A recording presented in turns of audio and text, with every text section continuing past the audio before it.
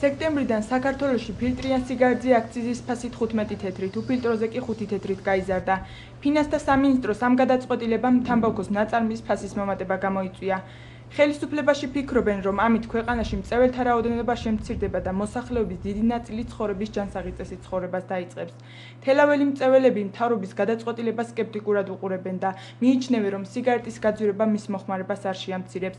თამბაქოზე დამოკიდებული ადამიანები უფრო დაბალი კლასის სიგარეტის მოხმარებას დაიწყებენ და ამით ჯანმრთელობას კიდევ უფრო გაიუარესებენ. სიგარეტს აძვირებენ, უნდა თქვან, რომ უბრალოდ სიგარეტს აძვირებენ. და არ უნდა თქვან, რომ სიგარეტს იმიტომ აძვირებენ, რომ ჩემ ჯანმრთელობას უფრთხილდებიან ძალიან. გაძვირება ნიშნავს იმას, რომ ეხლა თუ ეწევი ჟიტანს, მე მოვწევ ასტრას. კი, პრობლემაა რა თქმა უნდა სიგარეტის გაძვირება, მაგრამ კარგია ერთი მხრივ, რომ ხალხი შეეცდება, რომ რამენაირად დაანებოს და გადააგდოს ეს მავნეჩვევა. ძვირია, გაძვირდა და რავი. გაჭირება და ამ გაჭირებაში კიდე თუ გაძვირდება, ვეღარ მოწევთ მწველები. საერთოდ არ უნდა არსებობდეს სიგარეტი. რა თქმა უნდა, ცუდია. რატო და ძვირი არის სიგარეტი? და თქვენი აზრით ეს მომხმარების რაოდენობა შეამცირებს? არა მგონი. რატო?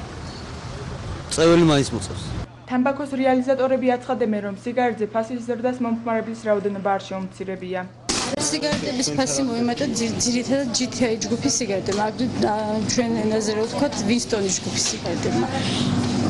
რა ვიცი, გაყიდვები ჩვეულებრივ მიმდინარეობს. არავითარი შეფერხება არ არის იმასთან დაკავშირებით, რომ დაუშვათ ფასმა მოიმატა.